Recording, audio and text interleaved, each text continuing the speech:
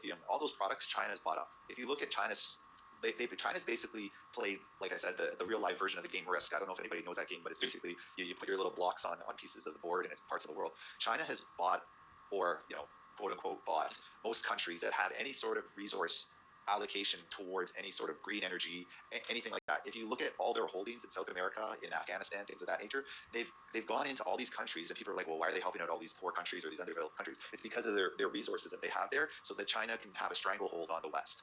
And that's what is happening right now in the world. Is wherever China's entering the market, that's where you should be entering the market. That's basically what's happening right now, because China is going to essentially take over the world over the next, say, 5 to 10 years.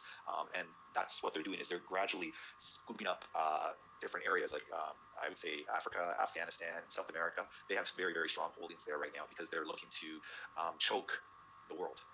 And that's what they're doing right now. Is China will grab all that, and then they're going to choke all the other manufacturers into buying at a super increased price, while their home or domestic manufacturers in China do it for cheaper. Because that's the thing. The only way China survives is through export. They can't do anything. They can't afford to import anything. They don't want to import anything. The only way that China survives is export. And the only way that they can survive export is making sure that nobody can produce what they're doing at a more cost-efficient price. So technically speaking, we had China on the ropes when Trump was in power, when they were doing that trade agreement between China and the U.S. Like it was like back in 2019. 2018. 2018. Yeah, 2018. We had them in a chokehold, and all Trump had to do was pull the trigger, because he had everybody buying American, doing this, doing that, and it was destroying China. And then they released the chokehold, and that's when China was like, yeah, this is never happening again. Now we're setting ourselves up for full domination.